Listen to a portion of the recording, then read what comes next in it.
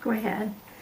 So anyway, they gave him some money, and Dudley went to the drugstore and bought another set of Valentines and helped her address those to the ones she wanted to give them to, and got her situated so she didn't miss anything. Nice brother, huh? Yes. And I suppose the next day they probably got home on the bus. Yeah. I remember a story about Aunt Bev not drinking milk unless there was sugar in it. Well, when she was weaning herself from the breast milk and they giving her milk, the doctors wanted to know how she was taking the milk. And she wasn't taking the milk at all. And so the doctor said, I'll give you a formula with the milk and you could, And so it started with Caro syrup in the milk. And then it went from there to sugar in the milk. And then she would drink the milk. But she was getting up quite old. She could get across the room and get up on a chair in the kitchen table, and the sugar bowl always sat on the table. And so she'd get a spoon and put it in herself, and it kept getting more and more sugar than milk. Yeah, I remember Granny saying one time that a lot of times she would finish her milk, and there at the bottom would be like an inch worth of sugar at the bottom of it that she hadn't even mixed into the milk. Yeah. So, and that went on, and that ended pretty much while I was in nurses training. I didn't see much of her. But then when I got out, finished, I graduated from there. Of course, I went into the Navy. You could make more money in the service than I could as a nurse in a hospital at home. Like, I was earning $80 a month as a registered nurse in the hospital where I graduated from. And when I went into the Navy, I got $150 a month. So that was a big jump. But then I remember one time she needed a winter coat. And I knew my folks couldn't afford much. So I bought her a winter coat. And then after I got out of the Navy, I got married. And so right after, 10 months afterwards, I had my own baby, Marcia. And I wasn't working in those days. Well, I worked a little bit for a doctor in Houston, and then I worked for the University of Houston, setting up their medical offices, because they didn't have medical offices during the war. Wasn't any nurses or doctors to man them. They were all in the services. So now they needed to get set up their medical offices in order for their insurance to be good, to get the sports teams started, and of course the like the chemistry and other parts of the university would have accidents. They needed a medical office. So then I never was home with her except on vacations or something. I have pictures of Aunt Bev when she was about 12 years old, when I was born. And being born in October, there must have been snow there because I also have pictures of her where she bundled me up as a newborn baby and put me in a box and set the box on the sled and rode me around in the yard of the house there. And I also have some pictures of me when I was first born. You brought me home to that same house, and you were bathing me, and she was sitting at the table. Sorry. That's okay. So she was sitting at the table watching me being bathed. Yeah. So when Aunt Bev grew up, she married Uncle Bud, and I also recall that they came out to Lancaster for their honeymoon. Yes. I couldn't go back because I was having your brother. Uh-huh. And Rafi they were married in 1956. And she wanted me to be in the wedding party, but I just couldn't. He was born the end of June, and they got married in August. So it was just too soon with a tiny baby. So they came out on their honeymoon and visited us. Mm-hmm. Beverly said they stopped at every junkyard along the way because he was always looking for parts for his old Model Ts Uncle and Bud. old cars that Uh-huh. he had. Mm-hmm. You mentioned to me one time about a story about Aunt Bev being looking for a jacket, and she was dressed in a really nice suit you had given her. Oh, that's how after we started earning a little money. Dad bought me a beautiful gray suit, Lily Ann. I loved the Lily Ann brand of clothes. And then I started gaining weight and I couldn't get in the suit anymore. And Beverly was slender at that time. She later gained a lot of weight. But anyway, she wore that suit shopping. She was shopping for another coat that was just for barn use, you know, not to wear out good. And the sales lady kept bringing out these expensive coats. And she said, and Beverly would say, no, that's too much. I don't want to pay that much.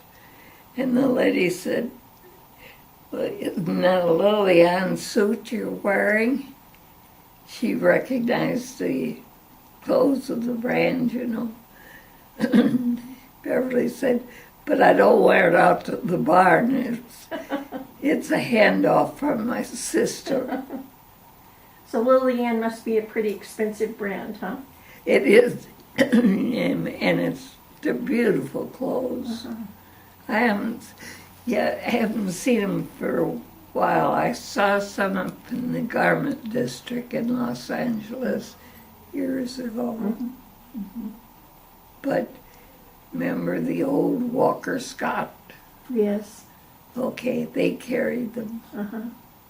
They had not very many, but Yeah. because Dad also bought me that white woolen coat with the fox collars on that I guess Gail has it now because I was looking at some pictures and Lynn had it on. Ah. Uh-huh. It seemed when I was growing up that you used to spend a lot of time writing letters to Aunt Bev. So you two stayed in pretty close contact with each other by letters? We had a great bondage as sisters, especially when there was such an age difference in our ages. I was 12 years older than she was. And that she, after about the time I came home from Australia and the South Pacific trip, she wanted me to go to China with her. But I didn't want to spend the money, and I didn't want to spend the time going to China. And it was a farm tour that Did she end up going? Pardon? Did Aunt Bev end up going? Yeah, She went with some friends? but it was more people from her church or something that she knew. She ended up going. She had been out here, and she fell in love with that chest that Gail has now that was Kay's. I think Kay bought it in Germany, but it looks Chinese. It's a black one with Chinese figures. She fell in love with that, so while she was in China, she bought a chest almost like it. Must have cost her a fortune to have it shipped home. Anyway,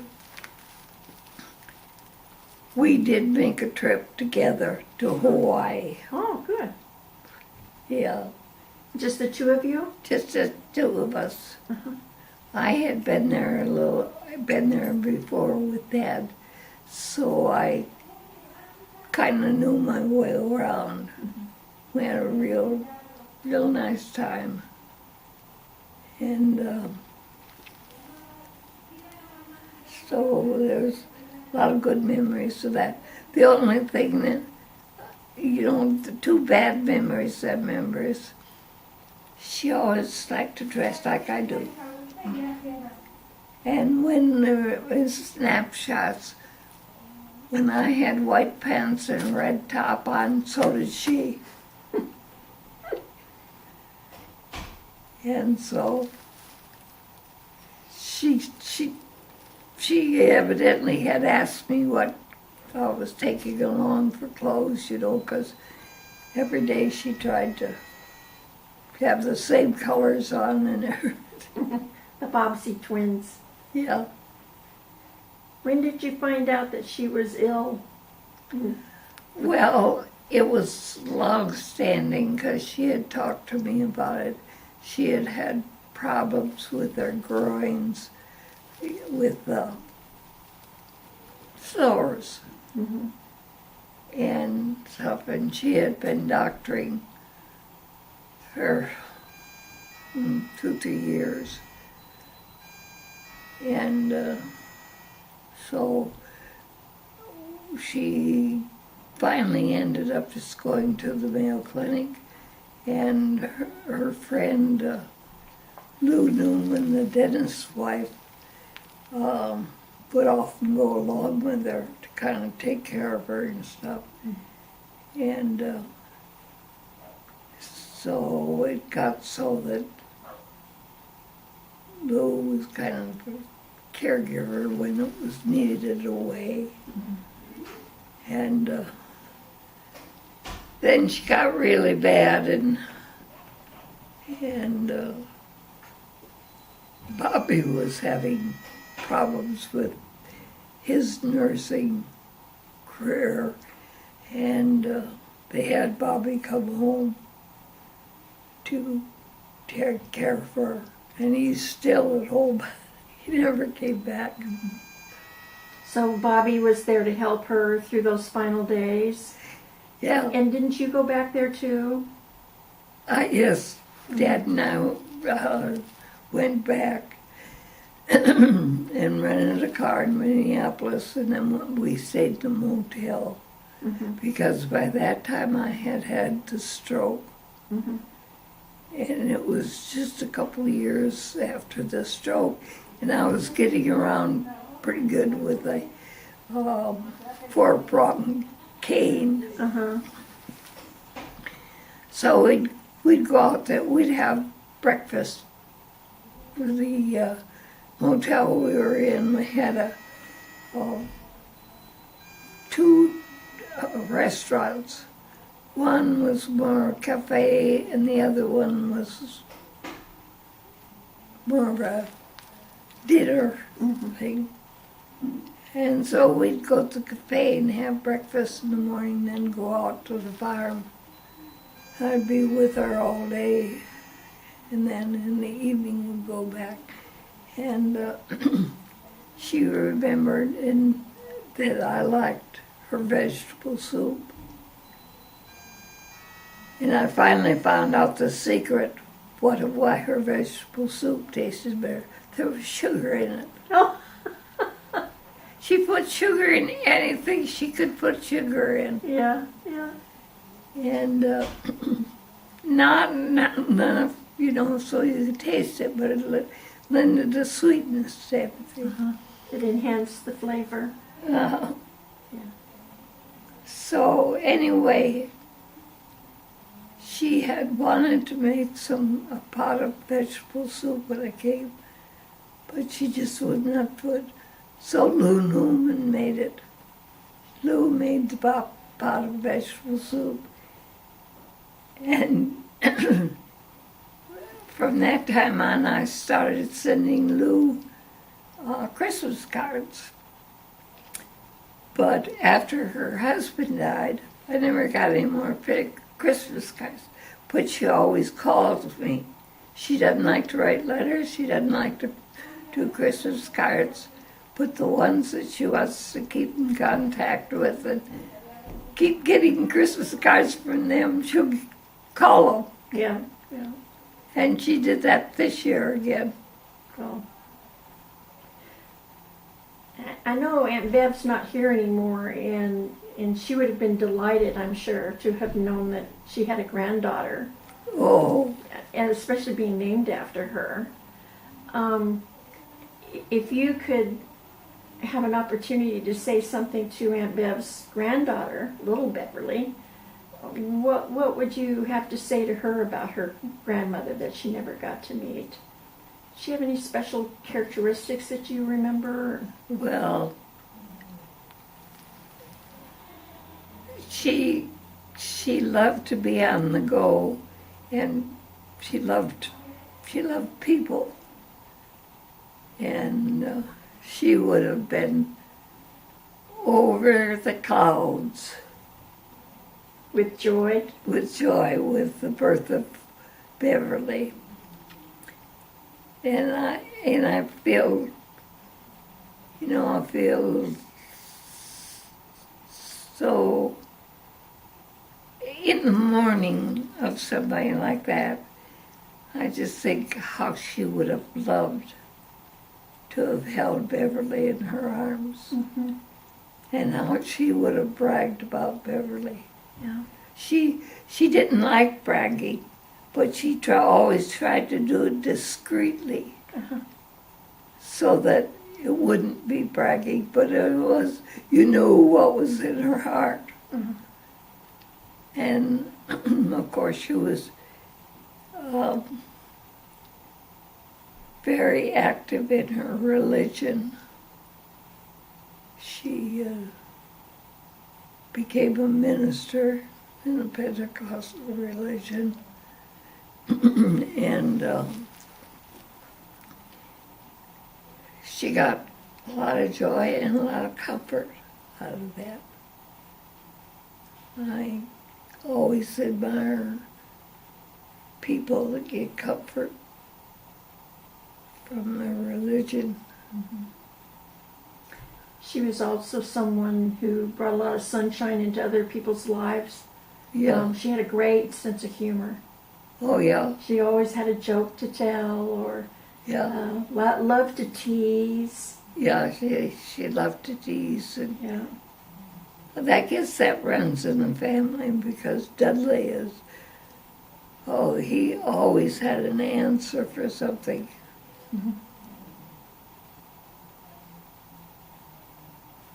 Well, I think this will be a nice tape for little Beverly, so that when she grows up, she can hear about her grandmother through your eyes. That would be Yes. nice.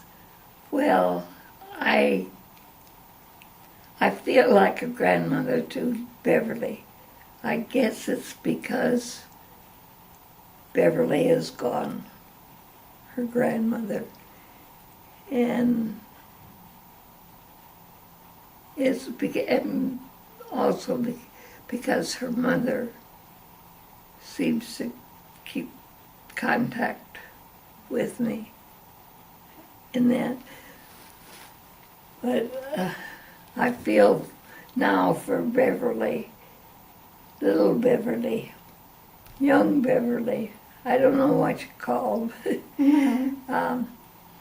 because she never knew, will have known her grandmother. And she was such a great person. She was a leader type. Always, she changed churches 2 or 3 times because her leadership didn't agree with the minister, and they didn't get along. And, but she was a leader. She loved bowling, but that's something they can do year-round, in Wisconsin. But I'm glad she's not there to put up with this year's snow and cold that they have. Yeah. That's great. Thank you.